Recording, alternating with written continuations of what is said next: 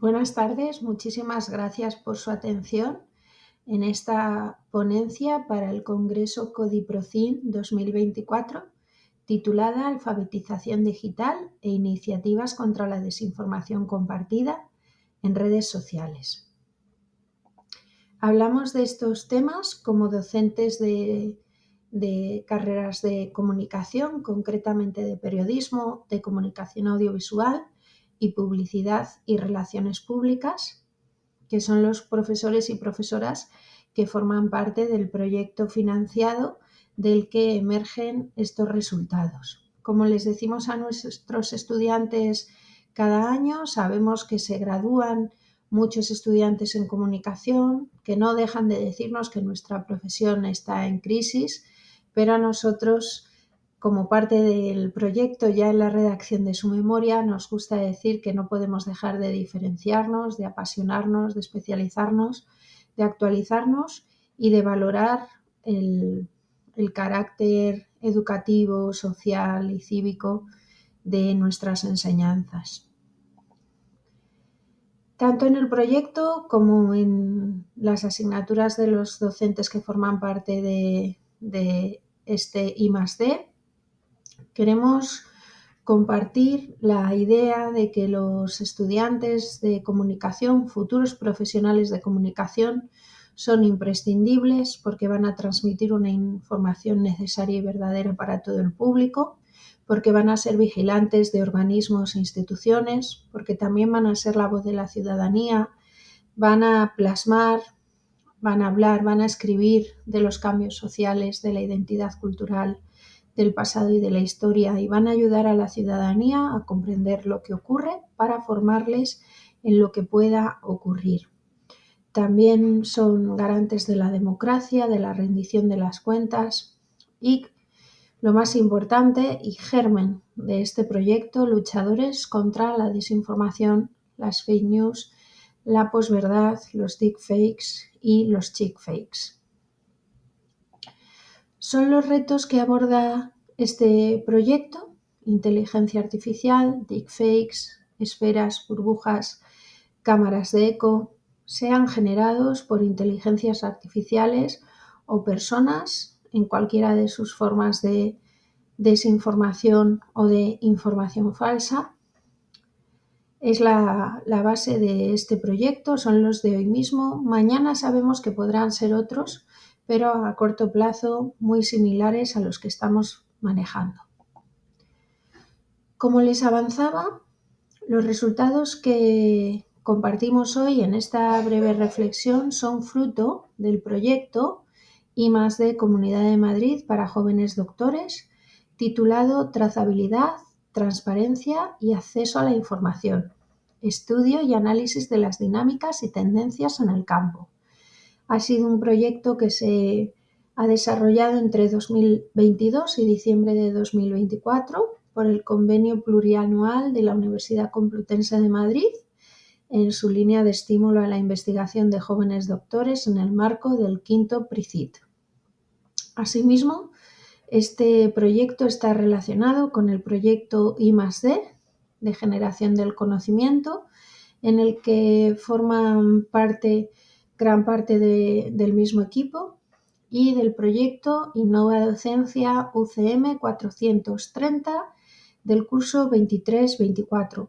Nos gusta mucho remarcar esta sinergia porque, además de que es un punto muy valorado en los informes iniciales y finales de todos los proyectos, aquí realmente es una sinergia tangible que se puede comprobar porque son los mismos docentes.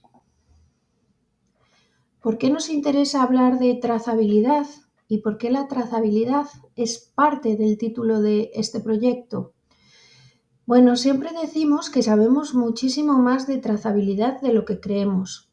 Es un término que conocemos en profundidad gracias a la industria alimentaria.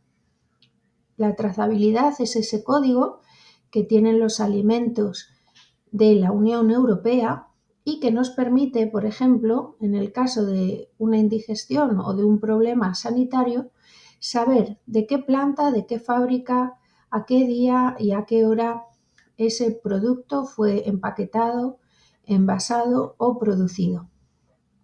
Es famoso en clase, es el código que más conocen nuestros estudiantes, pues verlo en cualquier producto envasado y sobre todo pues siempre, no sabemos por qué, curiosamente se acuerdan del código de los huevos y al respecto pues encontramos esta diapositiva del Ministerio de Consumo que nos dice esos números de ese sistema a qué corresponde cada uno de ellos.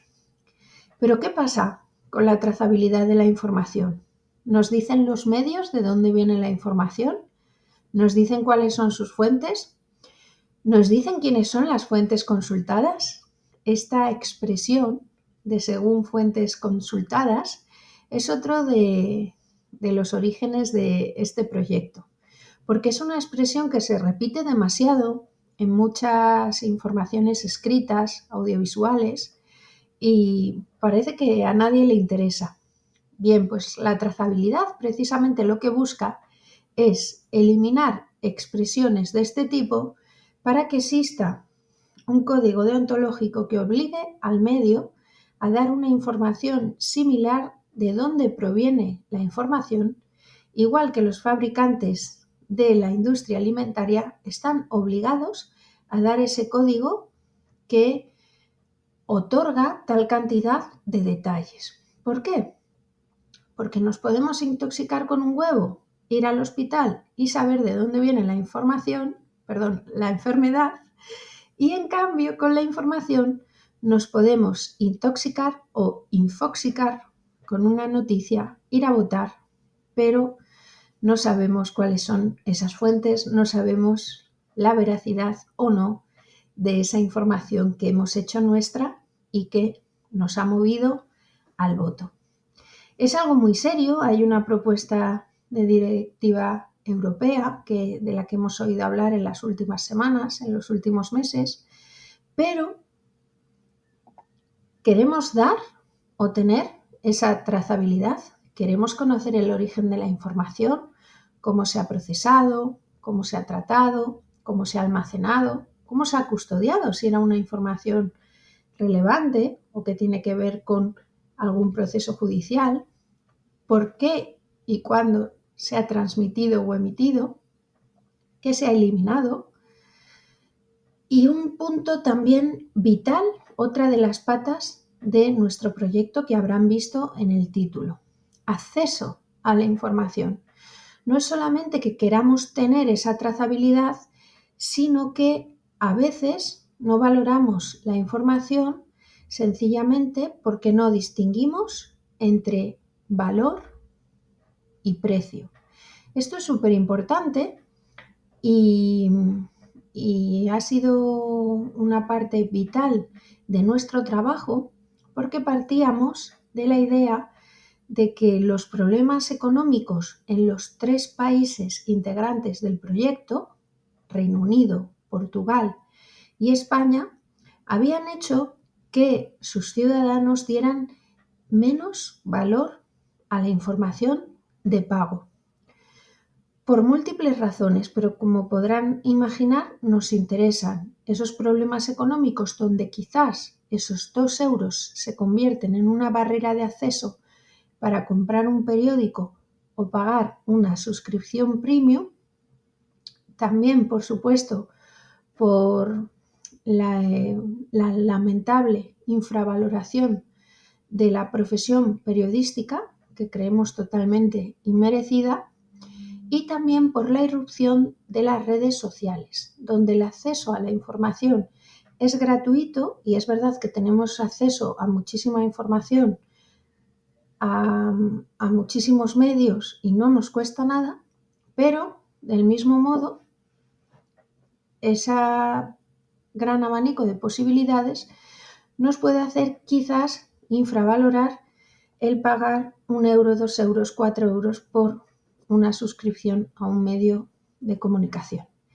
Y como solemos decir, ¿qué preguntamos? ¿Preferimos un café o preferimos pagar por un periódico? Parece que pagar por un café no nos duele, pero pagar por un periódico injustamente sí nos duele. Entendiendo todas estas circunstancias y estos problemas económicos o estos problemas o cambios en la valoración de la información, el equipo de este proyecto realizó finalmente una encuesta en línea a 1.014 personas, seleccionadas por un muestreo aleatorio estratificado a partir de un panel online de individuos seleccionados por características sociodemográficas que se tomaron de la última jornada del Instituto Nacional de Estadística. Esta encuesta estuvo activa entre el 29 de mayo de 2023, día posterior a las elecciones autonómicas y municipales, en que el presidente del gobierno convocó elecciones anticipadas, y el 2 de junio de 2023. ¿Por qué la ubicamos en este periodo temporal? Pues consideramos que era un momento muy llamativo, ya que se trataba de una noticia inesperada, y concretamente para este trabajo nos hemos concentrado en las respuestas de la encuesta. Estaba formada por más de 30 preguntas, pero por motivos de tiempo y espacio no podemos comentarlas todas, así que reflexionamos sobre las preguntas. ¿Qué le mueve a buscar información en medios, internet y redes sociales? Cuando le interesa una noticia, busca información adicional. ¿Cuál es el orden de medios y redes que eligió para informarse? Y si utilizó métodos de verificación. ¿Qué hemos extraído de las respuestas?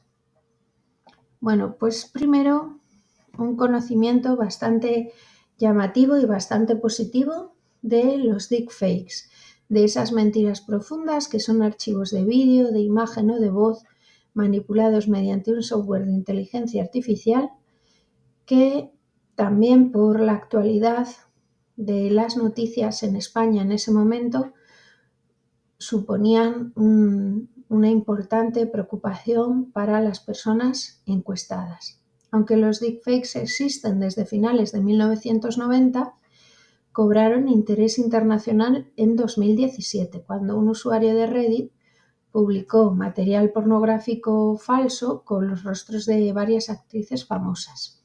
Y, más importante todavía, compartió libremente el software para hacer cualquier otro deepfake. Como decíamos, a raíz de lo que sucedió, por ejemplo, en Almendralejo, en España, o a raíz de noticias como esta, creemos que ha influido sustancialmente en el público encuestado, que ve los problemas de los deepfakes como forma de desinformación en campaña electoral. A este respecto traemos una noticia que ya en 2019 afirmaba cómo 15.000 vídeos de deepfakes habían sido retirados.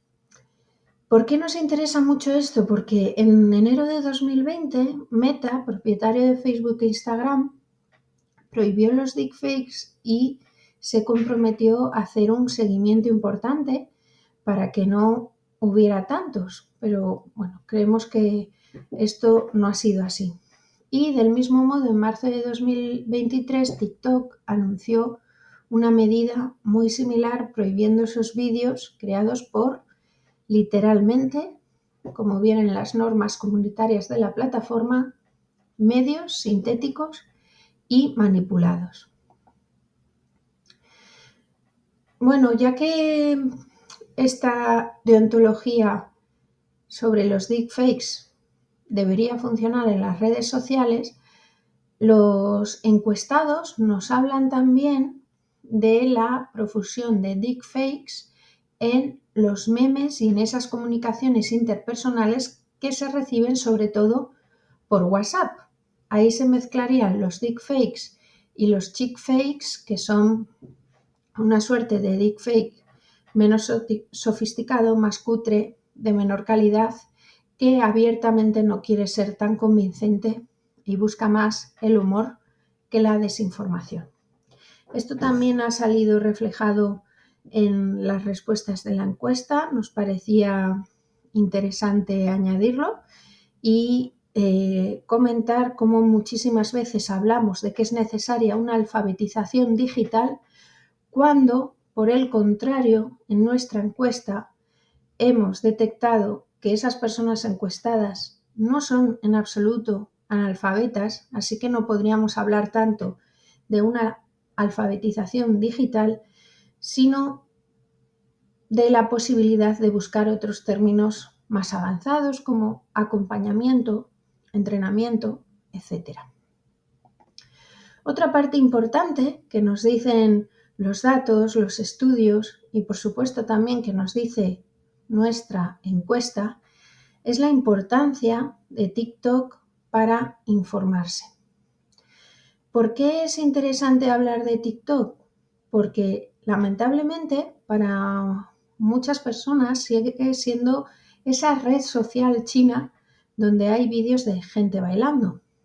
Bueno, los resultados de nuestra encuesta y esas preguntas sobre verificación y búsqueda de información nos han hecho seguir pensando en la importancia de TikTok, no solo por su funcionamiento o por su algoritmo, que podrán aquí ver sus características o leerlas en profundidad en publicaciones anteriores del equipo, sino porque TikTok también se está convirtiendo en una red social muy importante de información digna de debate en futuras ponencias, donde aparecen telediarios cortos de 1, 3, 5 o 10 minutos, donde personas con una formación profesional en comunicación o no resumen la realidad con datos de audiencia muy superiores a los de los telediarios tradicionales de los medios convencionales. Esto nos ha llamado muchísimo la atención, pues en una gran cantidad de respuestas veíamos esa irrupción absolutamente consolidada de TikTok y cómo estos telediarios tan cortos suponían el resumen necesario y pertinente para buena parte de los encuestados. Recordamos que los encuestados eran todos mayores de edad, así que estamos hablando de que TikTok aparecía con un porcentaje muy grande en estas respuestas y recordamos otra vez, siempre hablando de votantes, de personas mayores de edad, es decir, público centennial, millennial o de generaciones anteriores. Esperamos que haya sido de su interés. Les instamos a leer la ponencia completa de este proyecto. Agradecemos también a la dirección del Congreso su confianza en este proyecto y, como les decíamos anteriormente, también pueden buscar por el nombre del proyecto las publicaciones anteriores del equipo que ya están publicadas en forma de artículos académicos. Muchas gracias.